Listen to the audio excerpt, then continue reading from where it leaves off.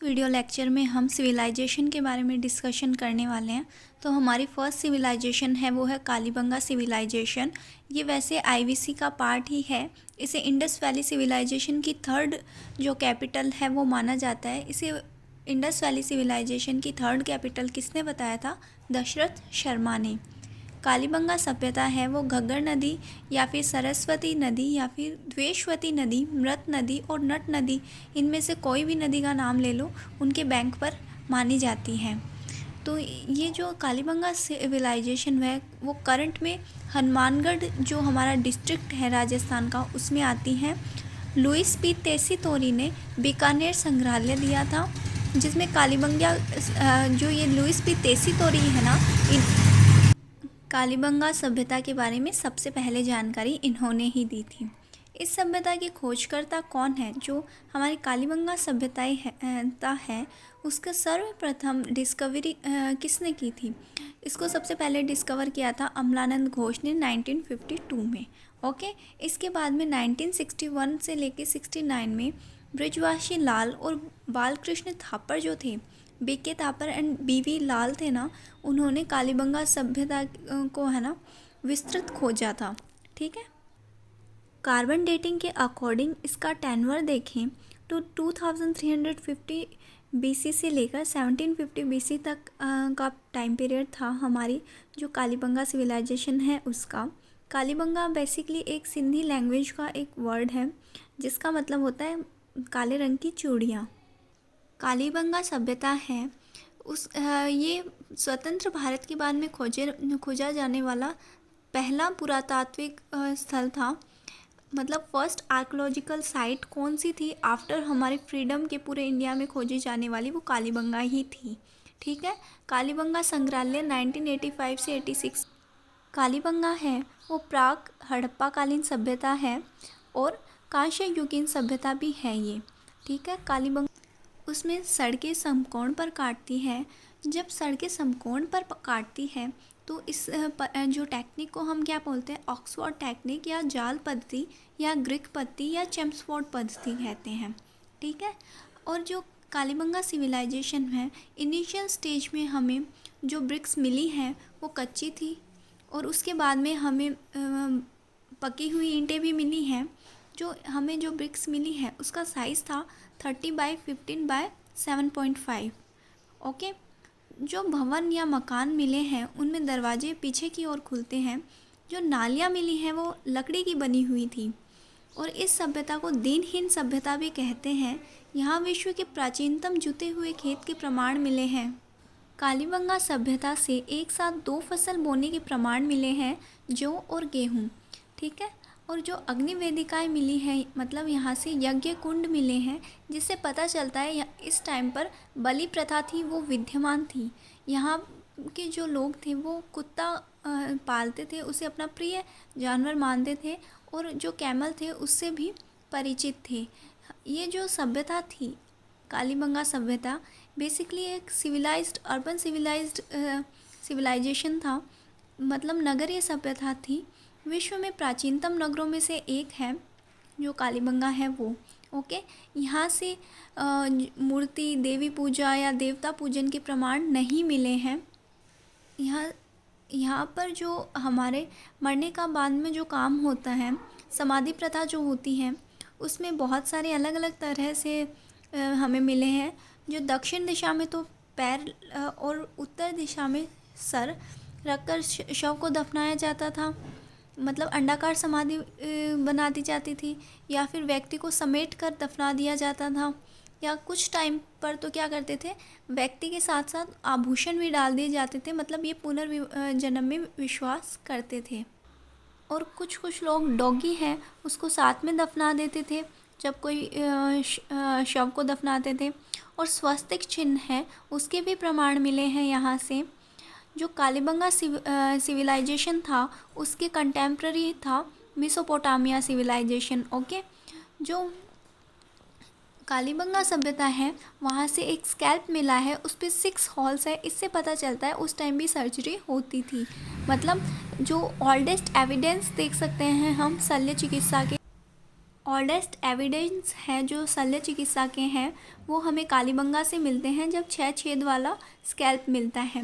और यहाँ से कुछ कॉइन्स मिले हैं, उससे उसमें एक साइड तो जो वीमेन है उसका फिगर बना हुआ है और एक साइड टाइगर का फिगर बना हुआ है, जिससे पता चलता है कि इस टाइम में जो पैटर्नल जो सत्ता ना होकर, मतलब पैट्रियोटिक स्ट्रक्चर ना होकर फैमिली की क्या होती थी, मात्र सत्तात्मक, मतलब मदर ओरिएंटेड। ठीक है। कालीबंगा सिविलाइजेशन है उसमें पुरोहितों का स्थान सबसे इम्पॉर्टेंट होता था। मध्य एशिया के साथ व्यापारिक संबंध बनाना और सामूहिक तंदूर का प्रयोग जो करते थे, उससे पता चलता था जो मध्य एशिया है उससे हमारे जो कॉमर्शियल रिलेशन थे कालीबंगा के। और यहाँ पर जो भवन का फर्श मिला है वो अलंकृत और सजावट के साथ मिला है। ये थी हमारी कालीबंगा सिविलाइजेशन, जो कि एक नगरीय सभ्यता थी। ठीक है। अब इसके बाद में हम देखते हैं आहड़ सभ्यता। नेक्स्ट सिविलाइजेशन है वो है आहड़ सभ्यता। आहड़ सभ्यता में बेसिकली क्या है, ये जो आयड रिवर थी हमारी, जिससे जो आगे चलकर बेडिच रिवर बन जाती है, उसके जो आगे बनास रिवर में मिल जाती है, तो इसे हम बोल सकते हैं ये आयड नदी के किनारे या फिर बेडच नदी के किनारे या फिर बनास नदी के किनारे जो आहड़ सभ्यता है वो विकसित हुई थी। ये उदयपुर में पड़ता है आहड़। ओके।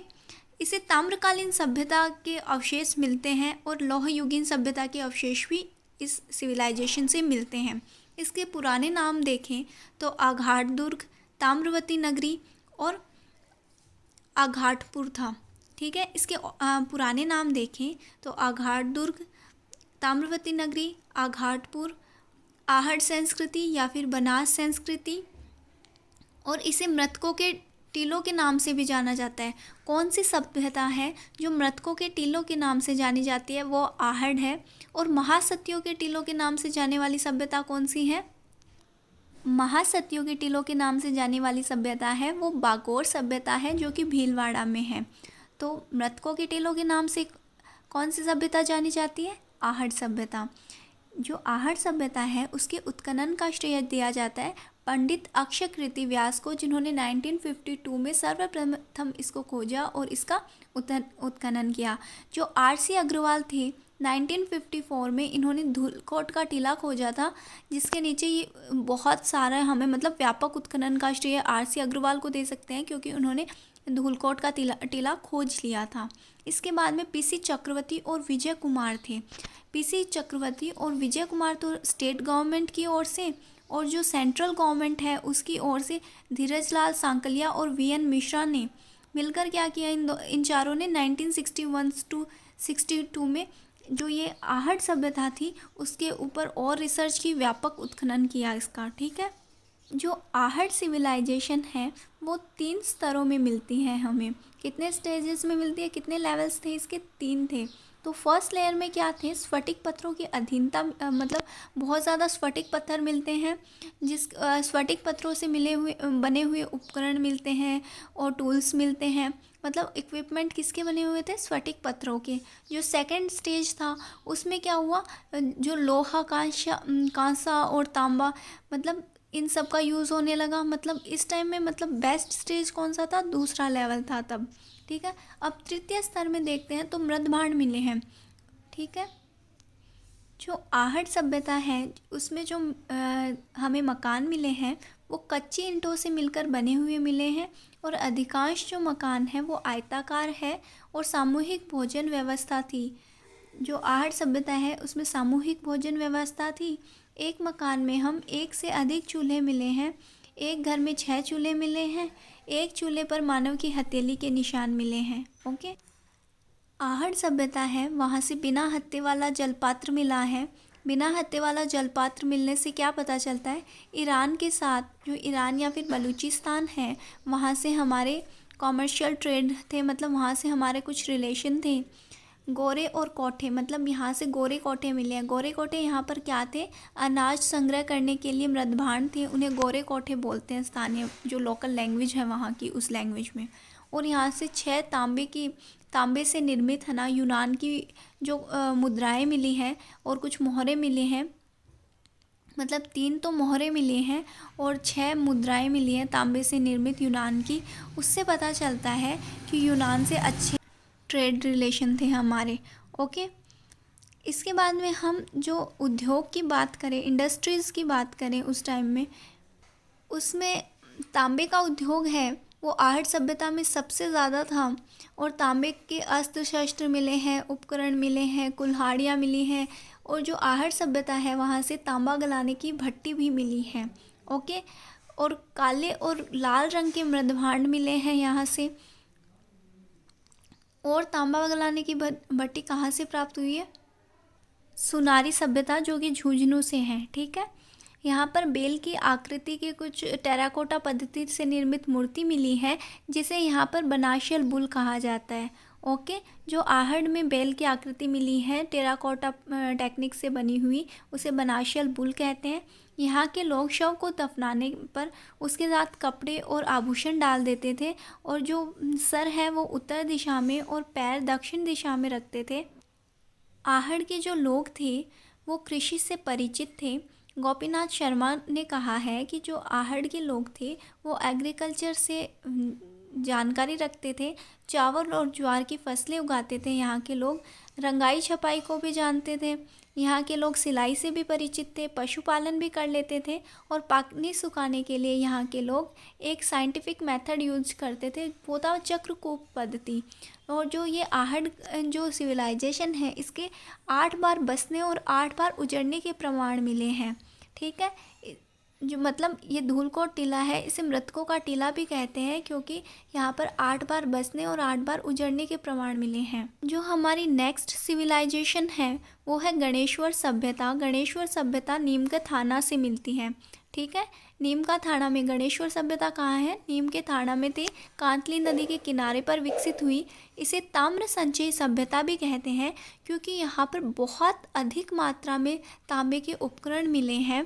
और जो गणेश्वर सभ्यता से तांबे के उपकरण मिले हैं वो प्योर 99% कॉपर से मिलकर बने हुए हैं, जिससे पता चलता था यहाँ के लोगों को मतलब तांबे में कुछ अन्य धातुओं का मिश्रण करना समझ नहीं आता था। ठीक है,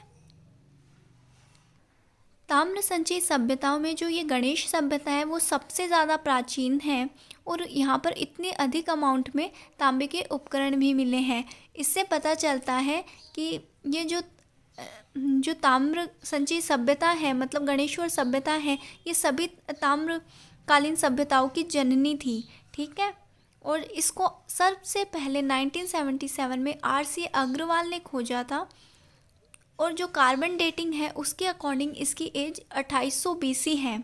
यहाँ पर तांबे से निर्मित कुल्हाड़ी, बाणाग्र, चूड़ियाँ, फारसे, मछली जो है उसको पकड़ने के लिए कांटे होते हैं, तीर होती है, सुइयाँ होती हैं, भाले होते हैं, वो सभी 99% कॉपर से मिलकर बने हुए थे।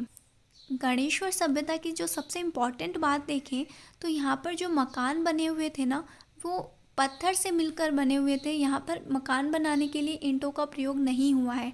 गणेश्वर सभ्यता में मकान बनाने के लिए ईंटों का प्रयोग नहीं हुआ है। यहाँ पर जो मृदभांड मिले हैं वो कृपणवर्णी मृदभांड मिले हैं। और जो आहट सभ्यता से थी वहाँ से लाल और काले रंग के मृदभांड मिले थे और गणेश्वर सभ्यता से कौन से मिले थे? कृपणवर्णी। ठीक है, भारत में पहली बार ताम्र उपकरण एक साथ इसी स्थान पर मिले हैं, अतः गणेश्वर सभ्यताओं को सभी ताम्रकालीन सभ्यताओं की जननी कहते हैं। इसके बाद है पीलीबंगा सभ्यता। जो ये पीलीबंगा सभ्यता है ये भी हमें हनुमानगढ़ डिस्ट्रिक्ट से ही मिलती है और ये घग्गर और सरस्वती नदी कह सकते हैं उसके किनारे पर फ्लरिश हुई थी। यहाँ पर बाबा रामदेव जी का मंदिर है। पीपल के वृक्ष का प्रमाण मिलता है पीलीबंगा सभ्यता से। विशेष प्रकार का घड़ा मिला है और सिंधु सभ्यता के अवशेष मिले हैं पीलीबंगा से। जो हनुमानगढ़ है वहाँ से एक और सभ्यता भी है, उसका नाम है रंगमहल सभ्यता। रंगमहल सभ्यता भी हनुमानगढ़ डिस्ट्रिक्ट से है। इसमें ये भी सरस्वती नदी के किनारे सिंधव जो IVC है उसके अवशेष मिले हैं। कुषाणकालीन सभ्यता के अवशेष भी मिले हैं। पूर्व गुप्तकालीन सभ्यता के अवशेष मिले हैं। मतलब IVC, कुषाणकालीन और गुप्तकालीन सभ्यताओं के अवशेष मिले हैं। यौधेय गणराज्य की ये राजधानी थी। मृण मूर्तियों पर गांधार शैली की छाप है। यहाँ से पंचमार्क सिक्के मिले हैं जो कनिष्क 1 कनिष्क 2 के काल के हैं, और यहाँ वासुदेव काल के सिक्के भी मिले हैं। यहाँ के लोगों का मुख्य भोजन चावल था और उत्खननकर्ता हंड्रिड थे। मतलब हंड्रिड के निर्देशन में जो स्वीडन से थे वहाँ पर रंग महल सभ्यता का उत्खनन हुआ था। हनुमानगढ़ डिस्ट्रिक्ट में है ये, और सरस्वती नदी के किनारे पर सिंधव सभ्यता के अवशेष हमें मिले हैं। Thanks for watching this video.